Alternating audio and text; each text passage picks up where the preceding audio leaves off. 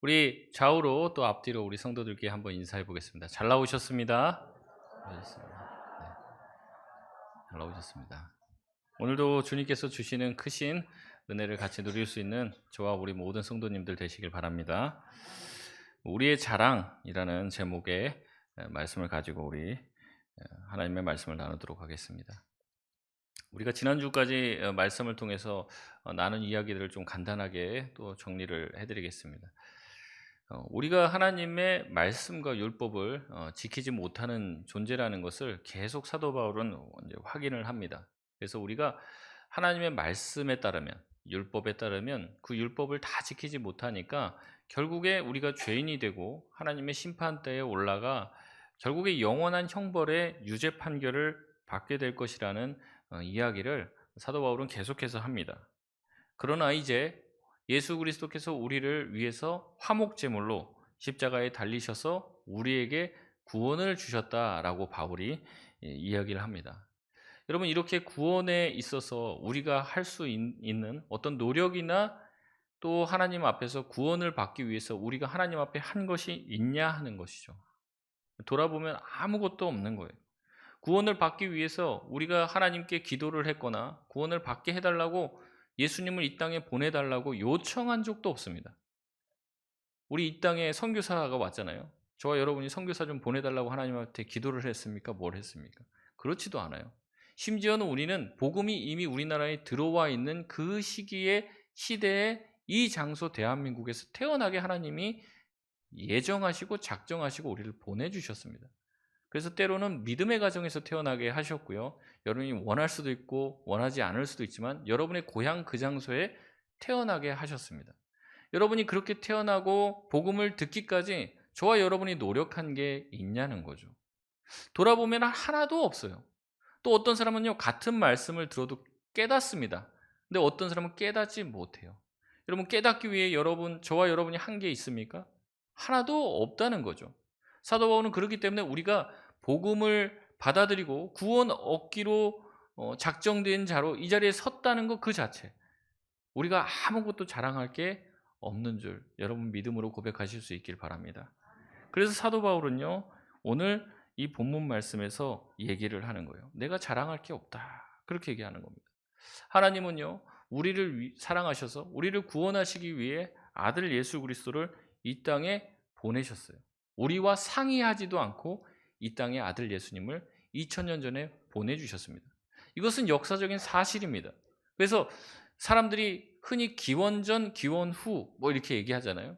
그 기원전이 뭐냐면 BC입니다. BC. BC인데 이게 뭐냐면 Before Christ. 그리스도 이전이라는 뜻입니다. AD는 뭐냐면 라틴어인데 안노 도미니라는 말입니다. 주님 이후라는 뜻이에요. 그래서 그 기점, 그 기원 전과 기원 후를 나누는 그 기점이 누구라는 거예요? 예수님이라는 거예요. 예수님께서 이 땅에 오셨다는 것은 역사적인 사실입니다. 그래서 예수님이 이 땅에 2000년 전에 오시고 우리를 위해서 십자가에서 죽으시고 우리를 살리셨는데, 그렇게 하시기 위해서 주님이 우리를 위해서 하신 일이 있냐는 거예요. 아무것도, 우리가 한 일이 아무것도 없다는 거죠. 하나님께서 우리를 위해서 십자가에서 죽으시고 부활하시는데 우리가 하나도 보탬이 된 게 없는 거예요. 그러니까 우리가 내세울 수 있는 게 없죠. 숟가락 하나라도 우리가 얹었으면은 우리가 뭐라도 그래도 보탬이 됐다라고 할 수 있는데, 우리가 예수를 믿고 복음이 우리까지 오기까지 우리가 한 게 없는 것이에요. 그래서 우리가 지금 복음을 받아들이고 예수를 믿고 예배드리는 이 모든 것은 전부 다 하나님의 은혜인 줄 여러분 믿음으로 고백하실 수 있길 바랍니다. 정상적이고 바른 믿음을 가지고 있으면 우리의 믿음을 깊이 생각했을 때 이 고백을 할 수밖에 없는 거예요. 모든 것이 다 하나님의 은혜입니다. 내가 이 자리에 서 있는 것도 다 주의 은혜입니다. 이렇게 고백하는 게 정상입니다. 내가 뭔가 하나님 앞에 내세울 것이 있다고 생각하는 사람은 비정상이죠. 내가 하나님 앞에 구원받을 수 없는 존재인데, 내가 그런 죄인인데 나를 구원해 주셨으니 하나님이 이 모든 것이 다 하나님의 은혜입니다. 어떤 사람은 구원의 그 반열에 들어갔다가 중간에 이탈하고 흔들리고 유혹을 받아 떠나기도 하지만, 나는 끝까지 믿음 지키게 해주셨으니 그것 또한 주님의 은혜입니다. 우리가 그 고백을 할 수 있어야 된다는 거죠. 사도 바울은 그 고백을 하고 있습니다. 27절 말씀 우리가 같이 한번 읽겠습니다. 27절입니다. 시작. 그런즉 자랑할 때가 어디냐? 있을 수가 없느니라. 무슨 법으로냐? 행위로냐? 아니라 오직 믿음의 법으로니라. 아멘. 자랑할 수 없다고 말합니다. 자랑할 때가 어디냐? 자랑이라는 것은 있을 수가 없다. 바울은 왜 자랑할 것이 없다라고 우리에게 단정지어 말합니까?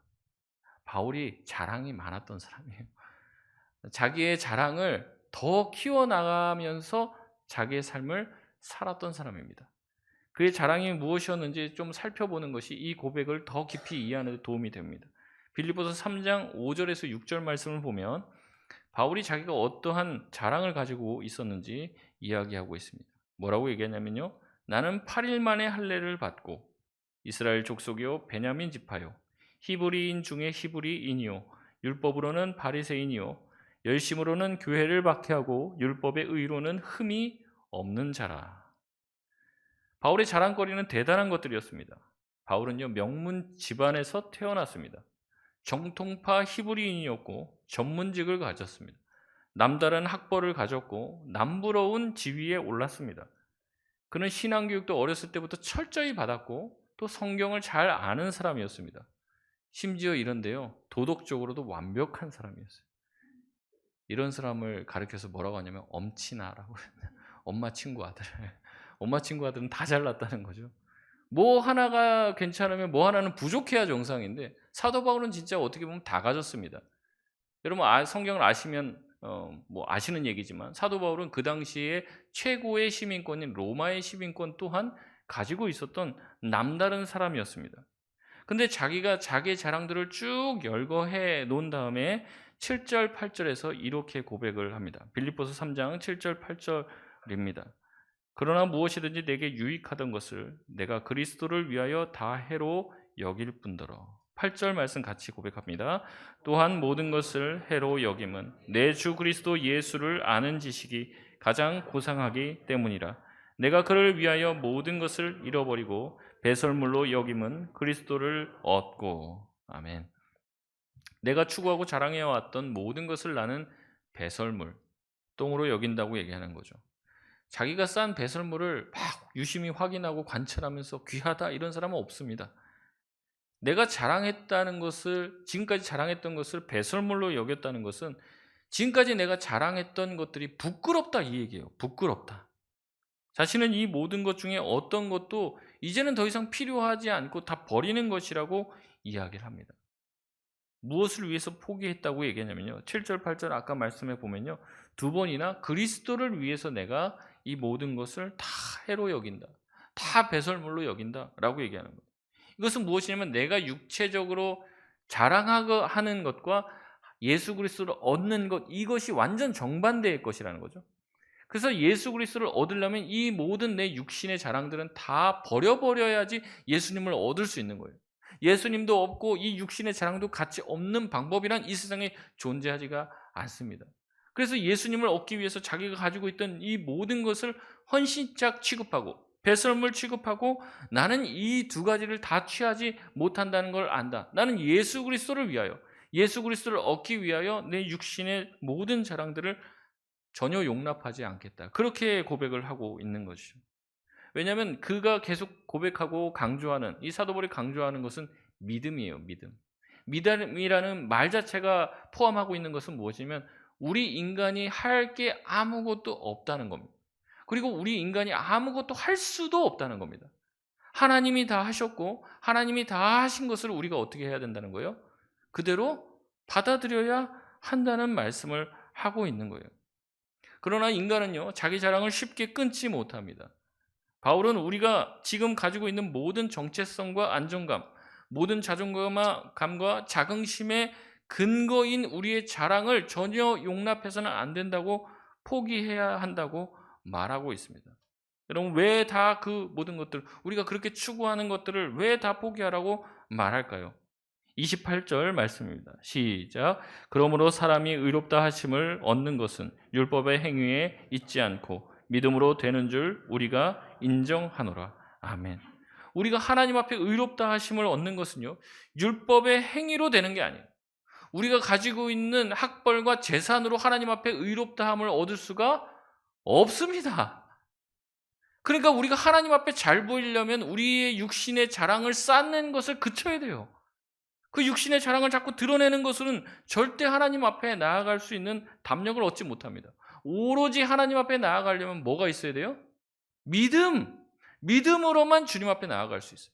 믿음만이 주님 앞에 우리가 의로운 자라고 인정받을 수 있는 유일한 길입니다.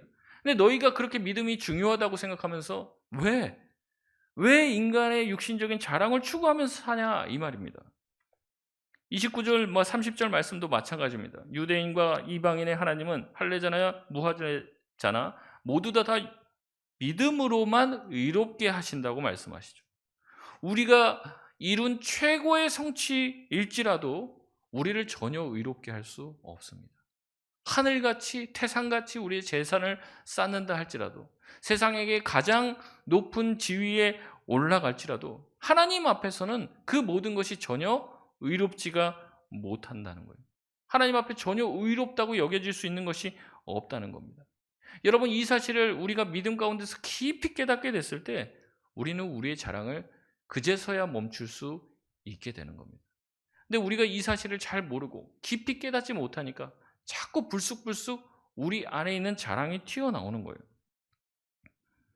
예수를 믿으면서도 여전히 자기 육신적인 자랑에 빠져 사는 사람을 향해 팀 켈러 목사님은 이렇게 말합니다. 물에 빠져 죽어가는 사람이 한 뭉치의 돈다발을 움켜쥐고 괜찮아, 나에겐 이 돈이 있으니까 라고 외치는 것과 똑같다고 얘기합니다. 여러분, 우리에게 주어진 이 믿음으로만 의롭게 여겨짐을 받는다는 것을 우리가 깊이 이해하면 우리는 결코 우리 자신을 자랑할 수 없습니다. 왜냐하면 우리 자랑이 우리를 하나님 앞에 전혀 의롭다고 칭할 수 있는 어떤 근거가 전혀 없기 때문에 그런 거죠. 그렇기 때문에 우리는 주님 앞에서, 또한 우리 성도들 앞에서 우리가 자랑할 것이 있다면 그것은 바로 십자가와 예수 그리스도밖에 없는 거예요. 십자가가 나를 구원해 주셨고 예수 그리스도께서 나를 구원해 주셨다는 그 사실밖에 우리가 자랑할 게 없다는 겁니다. 사도 바울은 갈라디아 6장 14절에서 이렇게 말합니다. 그러나 내게는 우리 주 예수 그리스도의 십자가 외에 결코 자랑할 것이 없으니 그리스도로 말미암아 세상이 나를 대하여 십자가에 못 박히고 내가 또한 세상을 대하여 그러하니라. 아멘. 여러분, 세상을 십자가에 못 박으셨습니까? 아니면 세상을 여전히 추구하십니까? 나 또한 세상에 대해서 못 박히고 또 세상도 나에 대해서 못 박히고 세상과 상관없는 자로서 사냐는 거죠. 여러분, 그리스도인이라면 다 알 것이요. 나의 구원이 나의 힘과 노력으로 된 것이 아니라고 입술로 고백합니다. 나의 구원과 하나님의 은혜는 오직 예수 그리스도의 사역으로만 주어졌다는 것을 우리가 믿음으로 고백합니다. 그런데도 불구하고 우리는 어떻게 하면 자꾸 내 자랑을 하는 거예요. 내 자랑. 자기 잘났다고. 내가 이것 잘한다고 자꾸 얘기합니다. 이거를 그치지를 못해요. 그치지를. 자기의 과거의 신앙에 대단한 이력을 자꾸 자랑하고요. 자기 자신의 모습을 자랑합니다. 우리는 자기 자신을 자꾸만 드러내고 싶은 사람들입니다. 돈 좀 있는 사람은요, 돈이 있다는 것을 티를 냅니다. 입고 다니는 게 다르고요. 끼고 있는 게 다르고, 목에 걸고 있는 게 다르고, 걸치고 있는 모든 게 다릅니다. 타고 다니는 게 다르고, 사는 데가 다릅니다. 그럼으로써 자기 자신이 다르다는 티를 내고 자랑을 하는 것이죠. 자기는 하나님의 특별한 사랑을 받아서 남들과 다르게 부유해졌다고 말하는 것입니다. 여러분, 교회에 이런 사람들이 점점 많아지면 어떻게 되냐면요, 가난한 사람은 교회 못 옵니다. 내가 다닐 수 있는 교회가 여기가 아니라는 생각이 자꾸 드는 거예요. 다 잘 먹고 잘 살고 다 좋은 삶을 사는데, 풍족한 삶을 사는데 나는 그렇지 않거든요. 그러니까 못 오는 거예요. 여러분, 교회를 보면요, 어떤 교회들은 여기는 누구를 위한 교회, 이런 교회들이 있더라고요. 젊은이만을 위한 교회, 그러면 아이를 위한 교회, 늙은이를 위한 교회, 그런 게 쭉 있는 겁니까? 교회라는 본질과 속성이 뭐냐면요, 누구나 올 수 있는 곳이어야 돼요. 예수님은 누구나 어떤 사람이나 다 올 수 있는 교회를 세우기를 원하셨지, 특정 사람, 특정 계층만 다니는 그런 교회는 하나님이 원하시는 교회가 아니고 주님의 교회도 아닙니다. 그 사람들만을 위한 교회죠. 여러분, 바라기는 우리 송파동교회 어떤 사람이든지, 어떠한 문제가 있고 어떠한 어려움과 어떠한 불편함을 가진 사람이든지 우리 교회에 와서 생명을 얻고 예수 그리스도를 만나는 은혜와 복의 통로가 되는 우리 송파동교회 되시길 바랍니다. 우리가 가지고 있는 걸 자꾸 자랑하는 걸 내려놔야 돼요. 어떤 사람들은 학벌을 자랑합니다. 자기가 가지고 있는 지식을 자랑합니다. 나이가 점점 들면 더 이상 자기가 자랑할 거 다 해서 이제 할 게 없다고 그러더라고요. 그럼 그 다음으로 넘어가는 게 무슨 자랑입니까? 자식 자랑으로 넘어갑니다. 자식이 이렇게 하나님의 복을 받아서 이렇게 잘 됐다, 이렇게 잘 됐다. 그쪽으로 가는 거예요. 나이가 들고 성숙해지고 깊어지면 예수 그리스도를 자랑해야 되는데 예수 그리스도를 자랑하는 게 아니라 뭘 자랑해요? 자꾸 자기 자랑, 자기 자식 자랑, 자기 친척 자랑, 결국에 다 퉁쳐서 뭐예요? 자기 자랑, 자기가 대단하다는 얘기를 자꾸 하게 되는 겁니다. 근데 여기다가 또 이렇게 한술 더 떱니다. 자기가 이렇게 노골적으로 자기 자랑하면 너무 티가 나잖아요. 하나님을 끌어옵니다. 하나님이 나를 특별히 사랑하셔서 나에게 특별한 은혜를 주셔서 그러면은 좀 우리가 같이 살다 보면 아시잖아요. 조금 인생이 좀 잘 안 풀리시는 분들, 힘들게 사시고 열심히 사시는데도 가난해서 못 벗어나시는 분들, 또 자식이 잘 나가다가 이제 좀 안 됐어요. 어렵게 됐어요. 이런 사람들은 교회 나올 맛이 안 나는 거예요. 남들 다 자식 자랑하는데 할 게 없거든요. 그러면서 얘기를 하는 거예요. 나는 하나님께 특별한 사랑을 받았다 막 얘기를 해요. 그러면 지금 형편이 어렵고 뭔가 좀 자식도 잘 안 풀리고 이런 분은 삶도 어렵고, 삶도 어렵고 또 뭐예요? 하나님이 자기를 또 사랑하지도 않는 사람이 되는 거예요. 그러니까 비참한 사람이 되는 거죠. 그러니까 그 교회 다닐 수가 없는 거예요. 마음이 너무 부대낍니다. 그래서 형편이 어려우면 교회를 자꾸 떠나요. 왜냐하면 교회 가면 자꾸 물어보고 하는데 자기는 가진 게 없으니까. 창피해서 교회 못 다니겠다는 거죠. 여러분, 이러한 우리의 자랑들이 누군가를 교회 밖으로 밀어내고 있는 것입니다.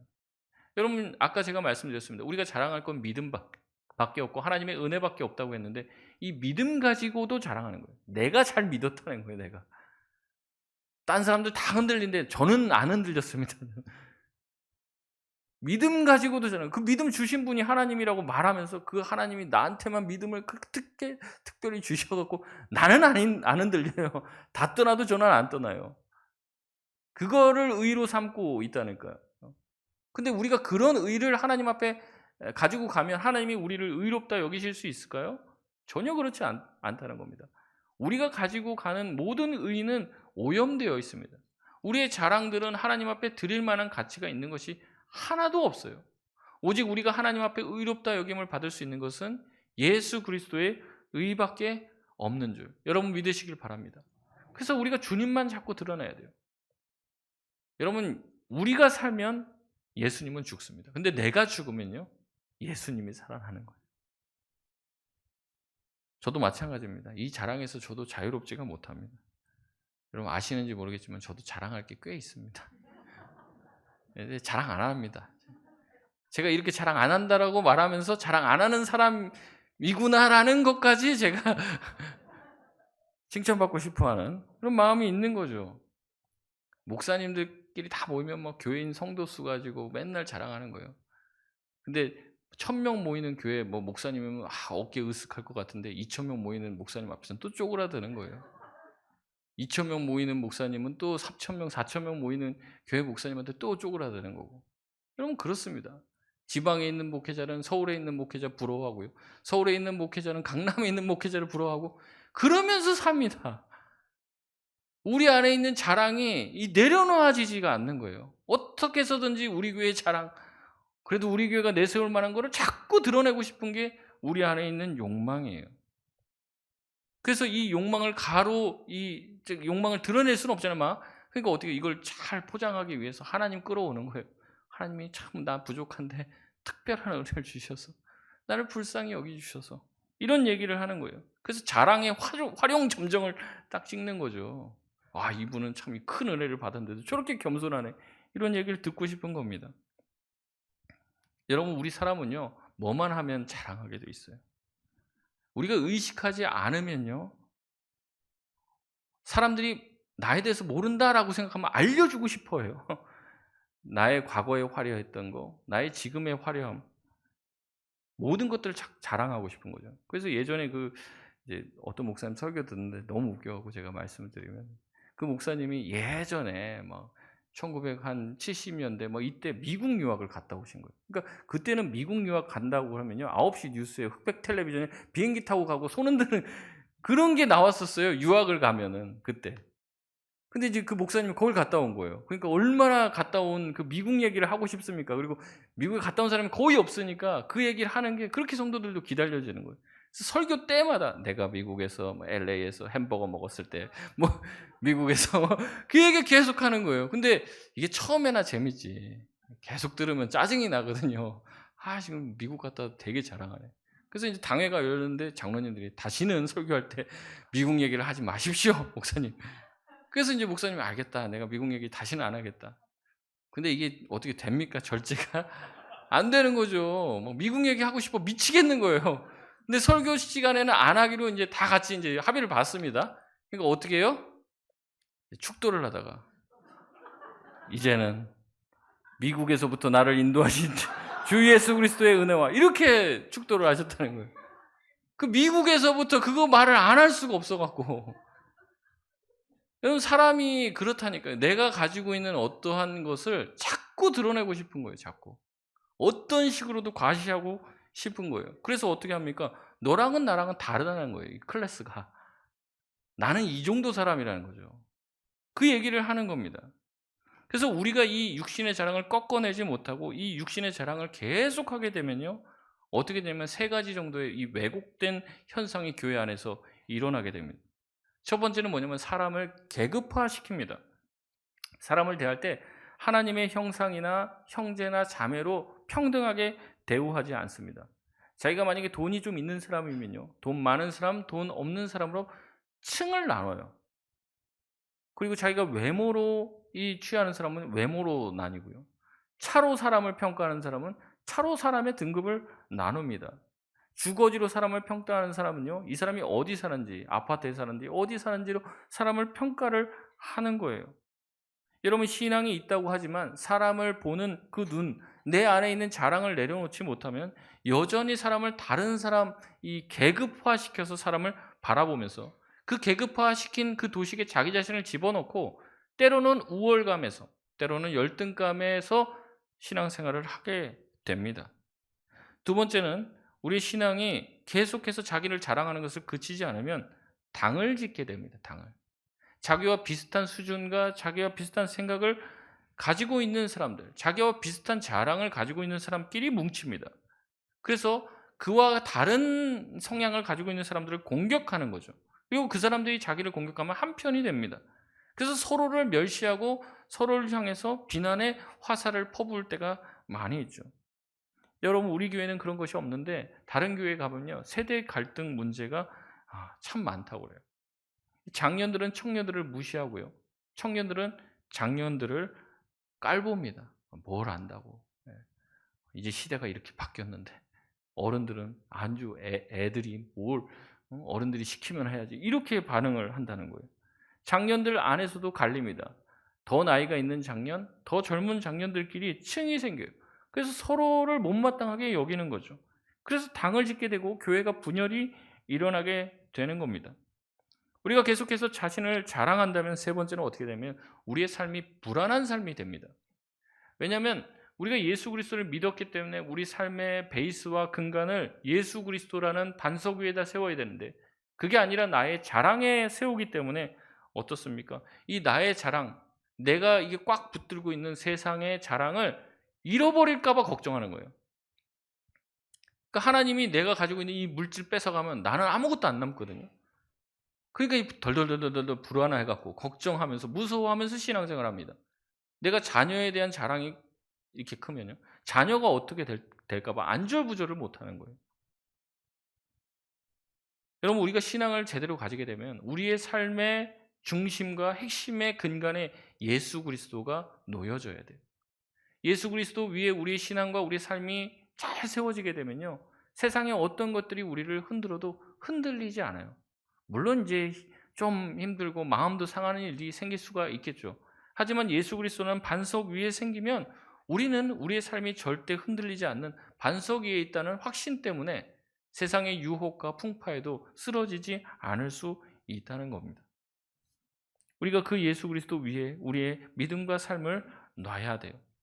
여러분, 그렇지 않으면 우리의 인생은, 우리의 신앙은 실패하게 됩니다. 바라건대 여러분이 가지고 있는 자기 자랑을 끊어내실 수 있길 바랍니다. 우리가 우리의 가진 것들을 자랑하지 말고 예수만 자랑하고 하나님만 자랑할 수 있는 자들 되시길 바랍니다. 우리가 아무것도 할 수 없음에, 우리가 아무것도 할 게 없음에 감사하실 수 있길 바랍니다. 우리가 아무것도 할 게 없는, 할 수 없는 존재니 하나님이 일하시는 거 아닙니까? 나 혼자 다 활개치고 다니면요, 하나님이 할 일이 없습니다. 우리가 우리 삶에 여유 공간을 두고 하나님의 도우심을 간절히 구하고 하나님께 우리의 삶을 맡겨야 하는 것이에요. 바울은 계속해서 믿음으로 말미암아라는 단어를 오늘 본문에서 계속해서 쓰십니다. 믿음으로 말미암아, 모든 것이 다 믿음으로 말미암아 이루어진다라고 얘기하는 거죠. 이 말을 들은 이 로마 성도들이 이렇게 얘기할 것 같아요. 자꾸 믿음 강조하네? 그러면 율법은 소용없습니까? 라고 묻는다는 거죠.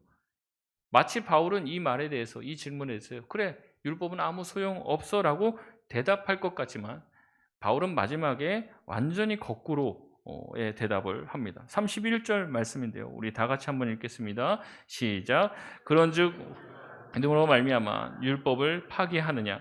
그럴 수 없느니라. 도리어 율법을 굳게 세우느니라. 아멘. 믿음은 율법을 파기하는 것이 아닙니다. 도리어 굳게 세운다고 말하고 있습니다. 왜냐하면 이 믿음이라는 것 자체가 그 앞에 우리가 죄인이기 때문에 우리의 힘과 능력으로는 하나님 앞에 나아갈 수 없고 하나님의 의에 도달할 수 없다는 거예요. 우리가 죄인이기 때문에 우리를 구원할 수 있는 것은 아무것도 없다는 것이 바로 믿음입니다. 그래서 하나님이 우리에게 믿음을 주셨고 믿음으로 말미암아 구원을 얻게 되는 거죠. 그래서 믿음을 강조하게 되면 당연히 율법 또한 강조가 되어지고 굳게 세워지게 됩니다. 우리가 계속 살펴봤듯이 자기가 죄인임을 깊이 깨달은 사람만이 하나님의 은혜가 얼마나 큰지를 깨닫게 되고 그 은혜가 더욱더 깊이 다가오기 때문에 믿음을 강조하면 반드시 이 율법 또한 강조가 되게 되는 것이죠. 그래서 예수님은 율법의 마침이요, 율법을 폐하려 오신 것이 아니라 율법을 완성하러 이 땅에 오셨다고 말씀을 하고 있는 것입니다. 말씀을 맺겠습니다. 복음 앞에 우리는 아무것도 자랑할 수 없는 존재라는 것을 우리가 깨닫게 됩니다. 우리가 여기 있는 것은 모두가 다 주님의 은혜입니다. 자랑할 것이 있다면 예수 그리스도와 십자가, 우리에게 은혜를 주신 하나님이시죠. 그것 말고는 설명할 것이 없습니다. 그렇다면 우리가 자랑해야 될 것은 주님의 은혜입니다. 우리가 노래해야 될 것은 주님의 은혜입니다. 우리가 추구해야 될 것은 주님의 은혜이고 오늘 하루도 내 욕심과 내 자랑을 위해서 사는 것이 아니라 주님을 위해서 살기 위해서 우리에게 주어져야 되는 것은 하나님이 주시는 믿음과 은혜밖에 없습니다. 날마다 주님의 은혜를 구하시고 날마다 주님이 주시는 믿음을 구하시고 주님이 우리를 이곳까지 인도하셨으니 앞으로의 우리의 삶도 인도해 주실 것이라는 믿음과 확신을 가지고 살아갈 수 있는 저와 여러분 되시길 바랍니다.